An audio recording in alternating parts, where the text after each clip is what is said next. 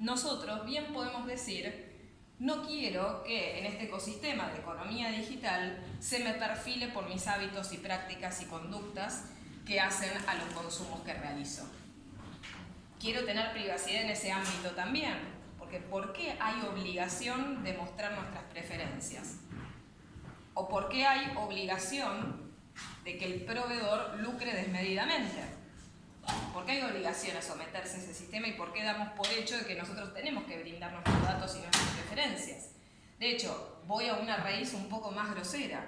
Las leyes de protección de datos personales, históricas y actuales, lo peor es que también el GDPR también lo incluye, hay una excepción por la cual siempre se permite la recolección de datos para conformar bases de datos, que es la excepción de las bases de datos publicitarias.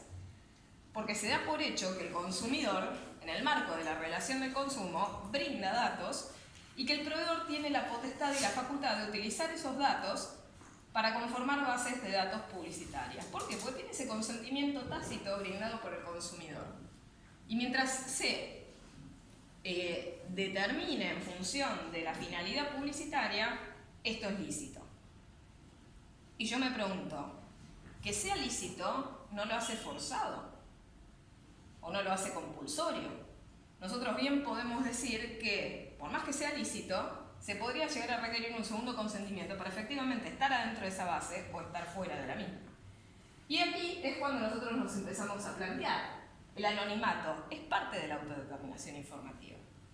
Yo no solamente tengo derecho a que se mantenga privado un dato, sino también tengo derecho a que no se genere ningún dato o que no se sepa nada. Hay una gran diferencia entre mantener privado algo que se sabe a directamente que se desconozca.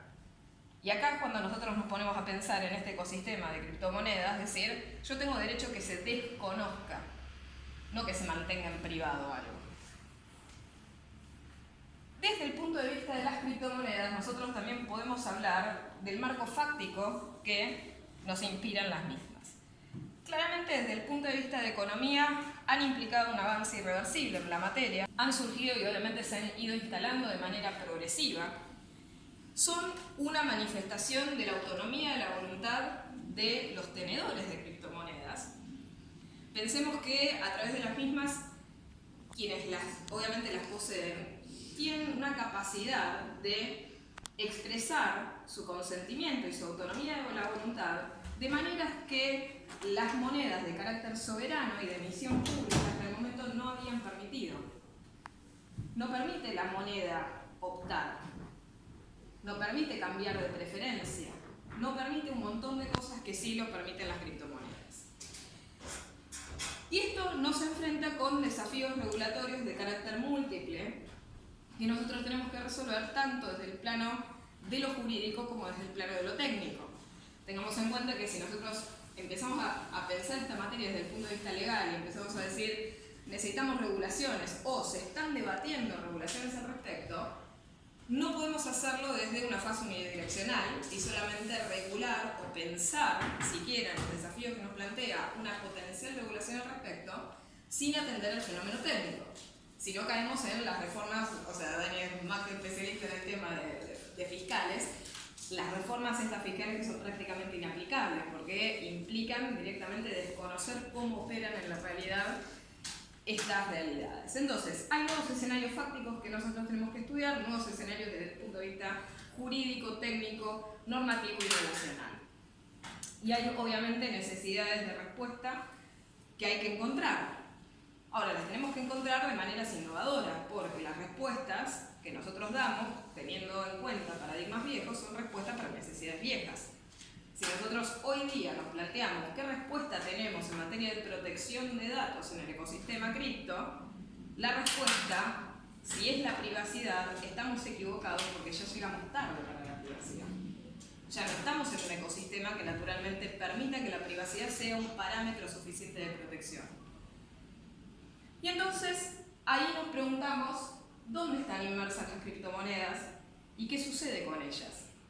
Y en realidad, no tenemos que desatender cuál es el escenario global y cuáles son, las aristas sociales que circundan la utilización de las mismas. Independientemente a todo, esa economía digital en la que nosotros están inmersas en sociedades de control.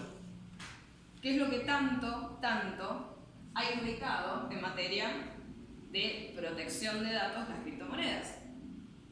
¿Por qué inquieta tanto a los gobiernos? O a las bancas centrales, o a las entidades financieras.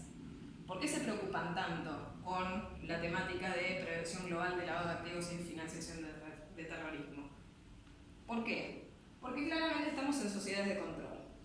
Con independencia que tal vez la incidencia de estos ilícitos no sea tan absolutamente trascendente, o ni siquiera las criptomonedas muevan la aguja de esto, porque no se ha prohibido el dinero papel por el narcotráfico. O sea, y sigue siendo todo el tráfico el que pasa a través de dinero papel. Pero en cambio miramos con más peligro las criptomonedas. ¿Por qué? Y porque muchas veces impiden la trazabilidad. Y si se impide la trazabilidad, o al menos se dificulta, porque tal vez con ingeniería inversa, con Bitcoin, podríamos ver quién fue el originante. Pero supongamos que hay al menos una dificultad en el medio. ¿Qué creemos? Que ese anonimato, esa privacidad, esa pseudonimidad, lo que hace es impedir que nosotros probemos la identidad de quien realizó una conducta ilícita.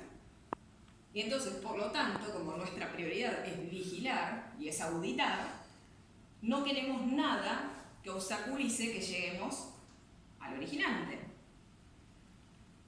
En tecnología, eso se llama backdoor. ¿Sí? Por eso dejamos puertas abiertas, porque nosotros queremos que el día que pase algo, abrir la ventana y mirar de manera irrestricta. Entonces, en definitiva, ¿qué habría que reconocer? Y que estamos en una sociedad sin privacidad. Si estamos todos los días rezando que nadie va a abrir la ventanita de atrás, claramente la privacidad es una ficción. Entonces, estamos en sociedades de control, estamos siendo parametrizados de manera permanente, nos están vigilando de manera permanente, y esto no es una charla paranoide, espero no darles la sensación, sino que claramente son tendencias que hoy día se realizan en función del eje de ciberseguridad. El perfilamiento es algo natural que ocurre con los datos. Cuantos más datos se poseen sobre nosotros, por eso la necesidad de recolección permanente, cuantos más datos se poseen, más rico se torna el perfilamiento y más potencialidad tiene la productividad de esos datos. También en estas sociedades se toman decisiones de manera automatizada, que es otro de los peligros a nivel de derechos humanos, porque hasta ahora está todo bien si el perfilamiento hace que nos llegue un catálogo a nuestras casas o nos llene la casilla de correos. Pero cuando ese perfilamiento determine que uno es un potencial delincuente, vamos a empezar a hablar de si tenemos verdadera autonomía de la voluntad y libertad, en una sociedad en la que se nos presume culpables más que inocentes. Y a su vez, desde el punto de vista discriminatorio, hay una técnica que es típica del marketing que se utiliza aplicada a todos los planos de la vida social, que es el targeting. En pocas palabras, es la segmentación. Nosotros necesitamos parámetros y en función de los parámetros segmentamos porciones de población. ¿Y qué podemos decir que nos queda de nuestra privacidad después de todo esto que vimos? El tratamiento automatizado de datos es una realidad desde el plano natural, o sea, todos tenemos ordenadores, todos tenemos computadoras, todas las instituciones tienen computadoras y prácticamente todos realizamos tratamiento automatizado de datos. Y la economía no está ajena a ello. Todas nuestras operaciones se realizan de manera electrónica, o la gran mayoría de ellas. Y de hecho, si no se realiza la gran mayoría de ellas, ¿cuál es la postura siempre de los gobiernos? Bancarizar. Siempre hay que meter adentro del sistema para poder controlar y vigilar esas operaciones. Entonces, estamos generalizando el hecho técnico del tratamiento automatizado de datos. En función de esto, se transgreden de manera permanente, absolutamente consuetudinaria y prácticamente, no repelido por nosotros, los límites de la protección de datos. Porque uno de los principios fundamentales por los cuales se permite el tratamiento de los datos es el consentimiento. Si nosotros no consentimos que se trabaje con nuestros datos, ese tratamiento debería ser ilícito. Pero preguntémonos nosotros, ¿cuántas veces han visto qué decidimos nosotros en el mercado? ¿Y cuántas veces nos han preguntado si queríamos que eso se supiera? Porque una cosa es que sea transparente la operación y otra es que se trabaje sobre el contenido o el significado de la operación, lo cual es muy distinto. De hecho, el Tribunal Supremo Europeo ha dicho, y esto en relación, por ejemplo, a datos personales de todos nosotros, que un dato sea público no implica que uno está dando una autorización franca a un tratamiento irrestricto de ese dato. Entonces, lo mismo ocurre con lo que pasa en nuestra economía digital. Las operaciones pueden ser transparentes, sí, claramente pueden llegar a ser transparentes, pero de ninguna manera nosotros autorizamos que por más que sean transparentes, se trabaje operativamente sobre los datos que las mismas reflejan. Y luego tenemos un sinfín de prácticas abusivas relativas al tratamiento y el procesamiento de datos. Les doy un ejemplo en materia de economía digital. Nosotros nos sentimos seguros, entre comillas, por el registro de las bases de datos. ¿De qué datos? De los datos que nosotros sabemos que brindamos. Pero alguno de nosotros se nos ha informado las bases de datos que fueron producto de procesamiento y que desconocemos que existen sobre nosotros. Nadie.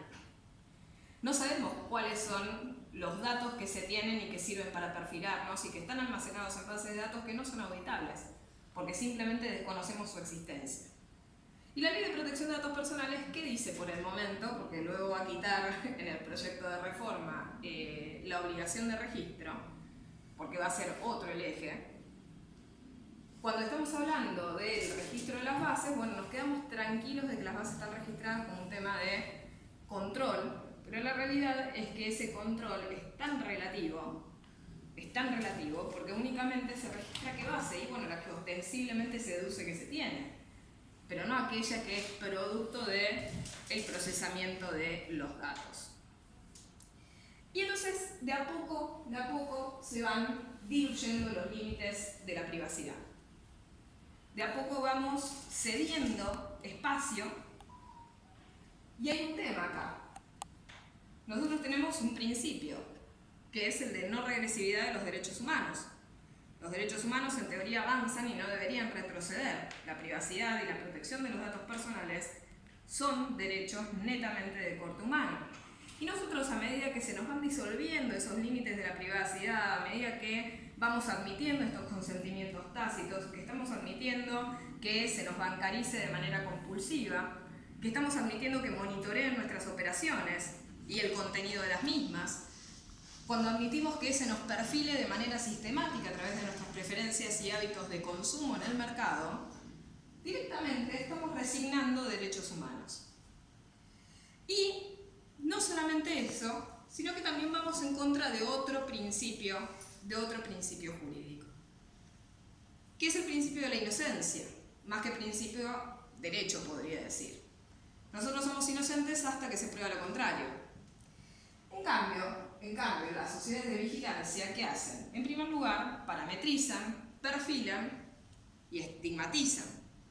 O sea, la idea es buscar aquello que es asistémico, aquello que es anómalo para castigarlo, o para disuadirlo de que se comporte fuera de norma. Ejemplo, hola, comunidad cripto. O sea, somos quienes estamos afuera de ese tema. ¿Por qué? Porque nosotros, ¿qué apoyaríamos en primer lugar? Algo que va en contra de un principio natural para los estados, que es la emisión soberana de la moneda. Vaya hecho. Admitir la emisión privada de moneda es un hito bastante revolucionario para el paradigma del Estado. Entonces, ya desde el primer punto de vista ya estamos naturalmente estigmatizados. Luego, con el tema de la privacidad, si las operaciones dificultan de algún modo la identificación de quién fue el originante de la transacción o quién es el autor de la misma, entramos en la sospecha de lo privado. Y acá hay un sesgo típico que se tiene, ¿Qué es esa típica frase por la cual cuando uno tal vez frecuentemente puede hablar de manera cotidiana con alguien y se empieza a debatir el tema de la vigilancia, que es donde más aflora, si nos dicen, ¿no te molesta que te estén filmando en una cámara en el medio de la calle, que te estén reconociendo el rostro? ¿Y cuál es la respuesta natural de algunas personas? No, a mí no me importa, si no tengo nada que ocultar. Y ahí viene la contrapartida de eso. Que no tengas nada que ocultar no quiere decir que hayas renunciado a ser privado. Como así tampoco el hecho de que se quiera privacidad implica que se está asumiendo una potencial culpabilidad. Y en definitiva, esto tiene que ver con el paradigma que se intenta imponer en una sociedad de control. ¿Qué cuál es? Una, la transparencia es siempre buena. Si vos no hiciste nada malo, tenés que ser transparente. Y si haces algo privado o que aspira a ser privado, ni hablemos de anónimo, ¿por qué lo estás haciendo? Una, porque sos peligroso, y la otra porque sos potencialmente culpable. Entonces, se nos van revirtiendo estos temas y no es casual. O sea, no es casual que el sistema de protección de datos personales se vea corroído a lo largo de los años. Porque claramente los valores que jerarquizan la sociedad de vigilancia son valores diversos a los que jerarquiza una sociedad más bien independiente, autónoma, y que tiene como eje la protección y la autonomía de la voluntad de los ciudadanos. ¿Y qué riesgos actuales enfrentamos? Hoy en día nosotros tenemos, no solamente en el plano de lo social, sino que también en el plano de lo económico, una identidad digital que puede coincidir o no con lo que nosotros creemos que somos. Puede ser un reflejo de aquello que nosotros somos, pero nosotros lo desconocemos, nosotros no sabemos, o sea, nosotros creemos que identidad digital es lo que nosotros manifestamos digitalmente que somos, pero la realidad es que la recolección de todos los datos que están circulando es esa identidad digital. Con lo cual es algo superador a lo que nosotros creemos que somos desde el punto de vista digital y muchas veces desconocemos. El otro tema es lo omnisciente que es esa identidad digital y por qué nosotros necesitamos ya a nivel autonomía de la voluntad al anonimato en las criptomonedas como una manera de defender nuestra autonomía de la voluntad. El algoritmo no perdona. La memoria humana sí perdona. Cuando yo decido comprar algo o tomar un descanso e irme de viaje, tomo en cuenta factores limitados dentro del pool decisional que uno lleva adelante. Mientras que el algoritmo es capaz de tomar en cuenta para esa decisión todos los factores decisionales que uno tiene recolectados a lo largo y ancho de su vida. Entonces, cuando nosotros decidimos, alguna vez encausados por lo que nos dictan los algoritmos de perfilamiento, podemos no estar decidiendo nosotros, porque está decidiendo algo que nos conoce a nosotros más que a nosotros mismos. Entonces, hay un problema claro con el tema de la autonomía de la voluntad. También estamos hipervigilados y la hipervigilancia también lleva al autocontrol. Es una manera de tercerizar el control en el individuo. Si nosotros pudiéramos efectuar cualquier decisión de consumo sin que nos observen, podríamos adquirir lo que quisiéramos con absoluta libertad, porque nadie estaría observando. Ahora, si nosotros sabemos que hay algún sesgo discriminatorio respecto de algún producto o servicio y nosotros estamos bancarizados y eso sale con nombre y apellido en un resumen, y es observado por ellos, es observado por la banca, es observado por el gobierno y por los hijos de tus hijos, es probable que la persona se autorregule. Y ya la última pérdida de autonomía de la voluntad es directamente cuando nosotros empezamos a censurarnos entre nosotros para parecernos a aquello que la sociedad dicta que es normal. Y esto lleva a la estigmatización, a la discriminación y la sobreexposición también lleva a la autocensura. El individuo privado actúa muchas veces de manera más autónoma que el individuo desde lo público, y esto es natural. ¿Y qué afectaciones a derechos tenemos hoy día? Tenemos soslayada nuestra autonomía de la voluntad, nuestro proyecto de vida. Las criptomonedas han permitido insertar a las personas en circuitos económicos que antes las monedas tradicionales jamás habían permitido insertar. Y lo mismo, tecnología blockchain, si queremos hablar de Open Banking. ¿Qué permite el Open Banking? ¿Cuál es la gran liberación de esto? ¿Y por qué es tan repelido por las bancas?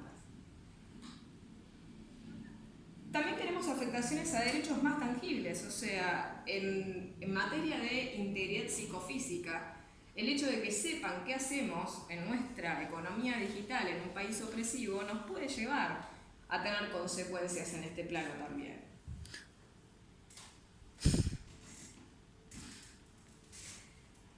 Luego, con el tema de autodeterminación informativa, privacidad, intimidad, y parte de estas decisiones que nosotros tomamos desde el plano de lo digital en el ecosistema cripto también tienen que ver con una forma de manifestar la libertad de expresión. Y aquí es algo que nosotros tenemos que notar, porque muchas veces la gran mayoría de las veces, cuando uno se reúne para hablar con especialistas de data privacy y de protección de datos, siempre aflora que el peor enemigo viene del sector privado. Siempre pensamos en las multinacionales, siempre pensamos en las empresas que recolectan datos, en las aplicaciones, siempre pensamos en el sector privado como el más demonizado. Pero lo cierto es que también en sociedad, uno de los que más datos acaparan son aquellos integrantes del sector público. Es el Estado muchas veces el que está más interesado en nuestra vigilancia. Y de ahí uno de los problemas que aflora. Dentro de las técnicas que se utilizan en la actualidad, además de técnicas que pueden obviamente potencialmente colocarnos en peligro, como ser Big Data, Data Mining, después tenemos inteligencia artificial, Machine Learning, Deep Learning, tenemos el tema del entrecruzamiento de las bases de datos. O sea, cuando se cruza una base de datos del Estado y una base de datos de origen privado. Y esto muchas veces ocurre naturalmente. ¿Por qué? Porque el Estado a veces contrata servicios de privados. Y cuando los contrata, naturalmente se intercambian datos. Tal vez no nos cuentan, pero esto ocurre en la práctica. Y eso implica que el perfilamiento se perfeccione. Ya no es solamente un dato que únicamente se ciñe a lo que se obtiene en el marco de la finalidad de tratamiento, sino que se empieza a provisionar de datos de diferentes fuentes. Y todas estas prácticas que a la larga se van desarrollando son prácticas que son abusivas, netamente invasivas, que son vejatorias, son conculcatorias de derechos y obviamente terminan siendo peligrosas para el propio individuo. Y ahí parte nuestra pregunta. ¿Tenemos derecho al anonimato? ¿Existe el derecho al anonimato? ¿Se puede tener? Desde el punto de vista de los desafíos, porque claramente la respuesta a esto anterior es un sí. Sí, ¿por qué no tendríamos derecho a ser anónimos? ¿Por qué no tendríamos derecho? ¿Qué se podría oponer al derecho a ser privado? A ser privado con la eficiencia del 100%. O el anonimato no es simplemente exigir una privacidad total. ¿Y qué desafíos tenemos en este ecosistema cripto? En primer lugar, el estigma de la cibercriminalidad. ¿Por qué? Porque el anonimato, la pseudonimidad, la privacidad embebida en estos sistemas, muchas veces se la ha visto como originante o tal vez un incentivo para el lavado de activos, el intercambio de bienes y servicios de carácter ilícito, la financiación del terrorismo y otras actividades. Cuando lo cierto es que todas estas actividades que les acabo de nombrar van a ir donde vaya el nomenclador dinero. O sea, no es que las incentivan las criptomonedas como rubro. ¿Qué otras monedas también incentivan a la cibercriminalidad? Las monedas virtuales. Y cualquier lugar donde se pueda intercambiar algo por algo y se pueda lavar activos. ¿Y cuál incentiva más que todo? Porque es más anónima que todo. El dinero papel en el mundo de lo tangible. Entonces no necesitamos inventar ni el Bitcoin, ni el Monero, ni para tener operaciones de carácter ilícito. Y obviamente la eficiencia, ya vemos que desde el plano de lo tangible siguen siendo más eficientes esas operaciones sin necesitar de criptografía avanzada, sin necesitar de blockchain y sin necesitar de toda esta infraestructura y conocimientos técnicos y jurídicos para utilizar. Luego tenemos el anonimato desde el punto de vista de la persecución de la cibercriminalidad, porque es como les mencionaba, esa arista desde el punto de vista de la informática forense, que es cuando nosotros dificultamos la trazabilidad del dato, se nos presume de alguna manera culpables. Entonces todo lo que se va a intentar es evitar que de alguna manera se interrumpa esa trazabilidad del originante. En materia de investigación criminal siempre sucede que en materia obviamente de prueba informática o prueba digital la volatilidad es algo que afecta este tipo de evidencia y que si nosotros tenemos anonimato embebido y alguna suerte de manera de ocultar, por ejemplo, el direccionamiento IP o cualquier tecnología que sirva para incrementar el anonimato, en definitiva estamos incrementando, ¿no?, la entropía como para que se encuentre ese dato. Y es por ello que muchas veces es mal visto desde el punto de vista forense. Luego, desde el punto de vista de la protección de los consumidores, protege obviamente indirectamente a los consumidores el anonimato, pero desde otro punto de vista, también el Estado a veces reconoce que el no conocer cómo utilizarlo podría autoexponernos a algún peligro. Y luego, en materia de seguridad y privacidad, no hay otros temas que los que siempre nosotros señalamos, o sea, el robo, la pérdida, los abusos, los ataques que pueden sufrir estos sistemas, poco tienen que ver realmente con el carácter de anonimato. Lo que sí muchas veces el anonimato enfrenta es que desafía la confiabilidad en el sistema, bajo el sesgo de que el anonimato, ¿qué haría respecto de la seguridad jurídica? Atentaría en definitiva contra la seguridad jurídica porque lo que aplicamos nosotros desde el punto de vista de seguridad jurídica es la predictibilidad. Eso es lo que nosotros siempre esperamos, el hecho de que el otro se conduzca conforme a las expectativas objetivas que nosotros tenemos del otro. Y el anonimato no nos permite proyectar qué va a ser el otro. Y de ahí que yo sí creo que tenemos derecho al anonimato, creo que en la sociedad de hipervigilancia tal vez sea la única salida desde el punto de vista de la privacidad.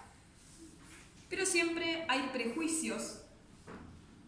Hay países en los cuales directamente se ha prohibido y se ha penalizado la utilización de técnicas y herramientas de anonimato, porque se las identifica de manera absolutamente directa con la peligrosidad y el riesgo. Y aquí no tenemos que perder de vista lo siguiente para defender el anonimato en nuestro ecosistema, que es que nosotros tenemos un derecho penal de acto y no de autor.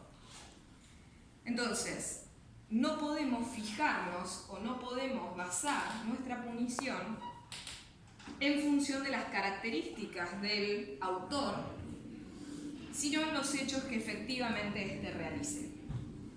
Y siempre teniendo en cuenta el principio de la inocencia. O sea, hay que demostrar que la persona es culpable para penalizarla, y no preventivamente porque realiza algo que yo considero potencialmente riesgoso, la penalizo y luego me pregunto si realmente ha realizado o no algo. Y para ir cerrando, el anonimato en nuestro ecosistema.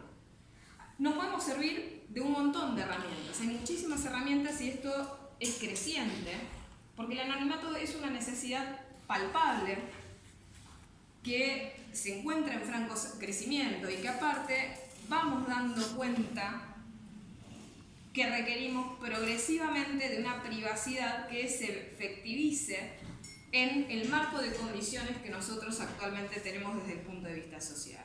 Y hoy en día requerimos de estas herramientas. Podemos utilizar Tor, podemos utilizar VPN, podemos utilizar buscadores o motores de búsqueda que no recolectan datos, porque todo ello sigue sirviendo a nuestro perfilamiento.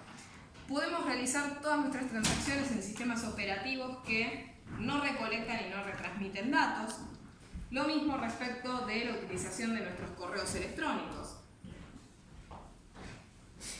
Y también en el ecosistema de las criptomonedas han surgido criptomonedas que tienen la privacidad y el anonimato como eje. Ustedes sabrán que ha surgido una que se llama Monero, Zcash, Zcoin. Hay muchísimas, cada una con una característica específica. Desde el punto de vista técnico esto se logra a partir de la ofuscación que permiten las firmas de anillo.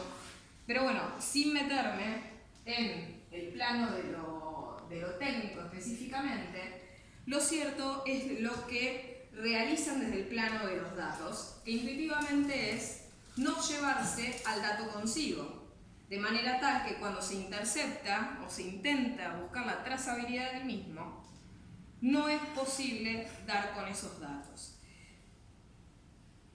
Y la idea es no redireccionar de ninguna manera datos identificatorios que permitan esa trazabilidad para no frustrar la confianza de aquel que es tenedor de las mismas, y a su vez no solicitan, que esta es obviamente otra de estas prácticas abusivas que de manera estandarizada se realizan, no solicitan información, porque parte de este anonimato que les estaba contando es la idea no solamente de que se mantenga privado aquello que se conoce, sino que directamente no se solicite, no se almacene y no se generen datos, ¿sí?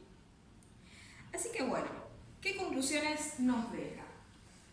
Claramente nosotros tenemos un derecho, que es el derecho a la privacidad, que en el marco actual de condiciones socioculturales y económicas en las cuales estamos inmersos en esta era digital, no podemos ejercer plenamente con los estándares que ejercíamos con anterioridad.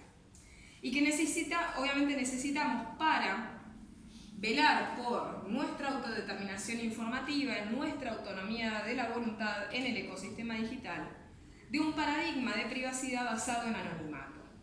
Porque únicamente, por lo menos desde el punto de vista de la protección de datos, se colige que el anonimato va a ser el único capaz de sacarnos de este dilema de que si existe un dato se va a realizar algo productivo con él mismo.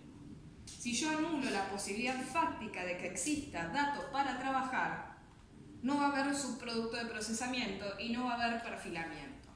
Y que únicamente en aquellas áreas en las que no sean compulsorias el perfilamiento, nosotros podamos abstenernos y abstraernos de ello. Y preservar en esos entornos nuestra privacidad como la concebimos en alguna época y que ahora debemos reconceptualizar y redefinir. Así que les agradezco muchísimo haber tenido la paciencia de escucharme y ahora, bueno, abro a debate y espero que les haya gustado.